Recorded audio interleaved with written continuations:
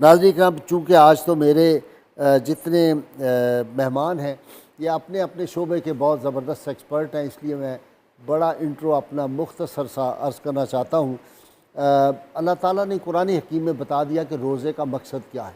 या अय्युहल्लज़ीना आमनू कुतिबा अलैकुमुस्सियामु कमा कुतिबा अलल्लज़ीना मिन क़ब्लिकुम लअल्लकुम तत्तकून। ए ईमान वालो, तुम पर रोज़े हमने इस तरह फ़र्ज़ कर दिए, इसलिए फ़र्ज़ किए तुमसे पहली कौमों पे भी ये फ़र्ज़ किए गए थे ताकि तुम मुत्तकी बन जाओ, तुम तकवा इख्तियार कर लो। और मैं तकवे का मतलब ये समझता हूँ वो तमाम जो अहकाम हैं, जो फ़रामीन हैं रसूलुल्लाह सल्लल्लाहु अलैहि वसल्लम के, उन पे अमल करना, और जिन चीज़ों से आप सल्लल्लाहु अलैहि वसल्लम ने और अल्लाह की ज़ात ने रोका है उनसे रुक जाना, ये जो इख्तियार कर ले वही तकवा है। इसकी बड़ी डेफिनेशंस हैं मुख्तलिफ, लेकिन एक आरिफ की बड़ी खूबसूरत बात मुझे पसंद आई।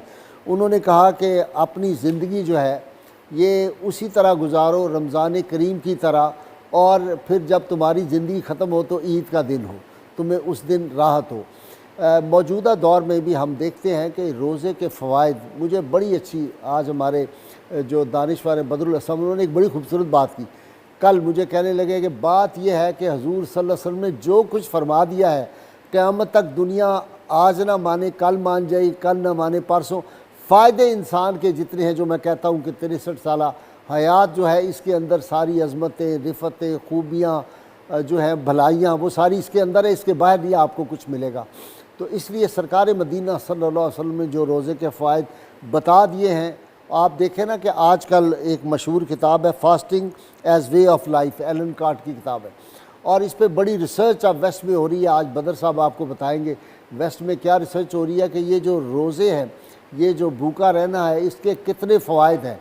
जितनी बीमारियां जिस्मानी हैं वो भी सारी आज आपको बताएंगे, और रूहानी बीमारियों में सबसे बढ़कर नफ्स के घोड़े को अगर काबू करना है तो रोज़े से बेहतर कोई और चीज़ नहीं हो सकती।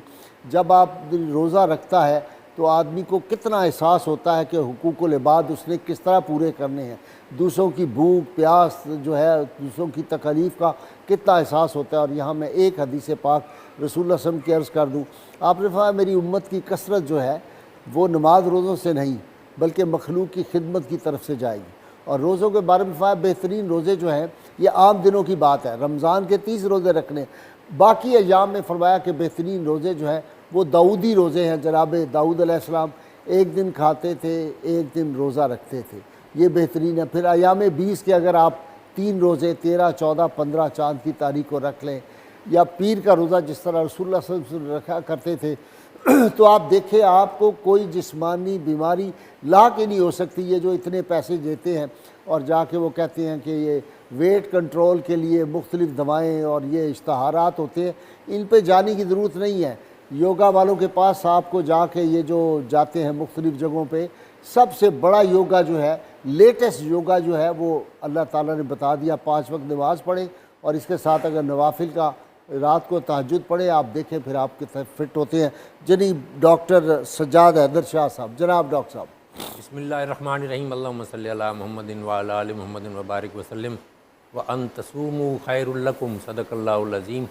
अल्लाह ताला ने जो आलम इंसानियत के हकीम और अलीम नबी करीम सल्लल्लाहु अलैहि वसल्लम पर किताब नाज़िल फरमाई, उसके अंदर फरमा दिया कि अन तसूमू खैरुल लकुम। पहली जो आयत आपने ज़िक्र की कि अगर कोई मरीज़ है, उसका आखिर का ये पोर्शन है कि अन तसूमू खैरुल, जो भी है अगर तुम रोज़ा रख लो तो तुम्हारे लिए बेहतर है। ठीक, इसमें एक हिकमत ये बता दी गई कि अगर आप रोज़ा रखते हो तो आपके लिए नुकसान नहीं देगा। और जो क्रिटिकल इल पेशेंट्स हैं उनके लिए पहले ही रुख्सत दे दी गई कि वो बाद में इसकी कज़ा कर लें।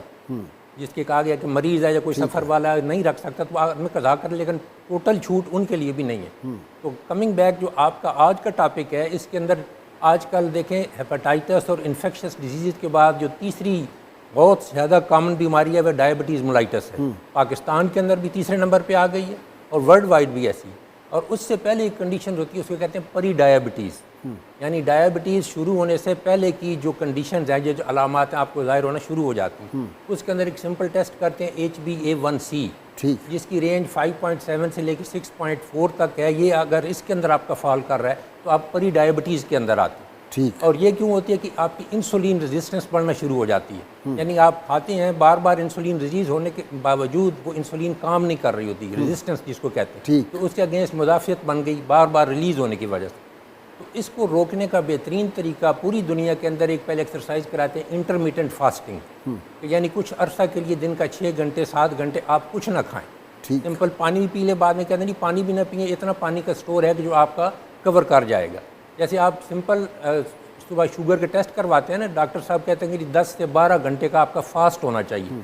सिंपल मिसाल दे रहा हूँ, इसके ऊपर किसी ने गौर नहीं किया कि 12 घंटे का जो फास्ट है उसके वक्त आपकी शुगर का एक बेस लाइन लेवल चेक किया जाता है।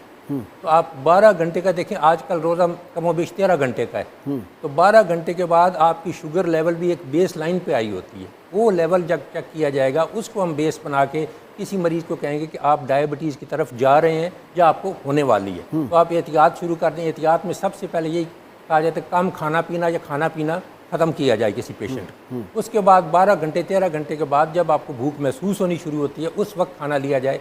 ये जो बेजा खाना होता है हर 2 घंटे बाद, हर 3 घंटे बाद। सब एक सवाल बताएं, इस वक्त जो रेस्टोरानों के इफ्तार आते हैं वो 3000 से 5000 रुपये इफ्तार का है, इतने पैसे दिए हुए वो हम पूरे ना करें, आप क्या करते हैं? देखिए सेहत से बढ़ के तो 3000 रुपये या 4000 नहीं है। जब हम बता रहे हैं कि ये वाली चीज़ें बार बार आप खाएंगे तो आपकी इंसुलिन रेजिस्टेंस बढ़नी शुरू होगी, आप परी डायबिटीज़ की तरफ जाओगे, फिर आपको डायबिटीज़ मेलाइटस फुल ब्लोन या पूरी बीमारी की शक्ल में आ सकती है। और शुगर वो बीमारी है जो आपके वाइटल आर्गन्स को हिट करती है।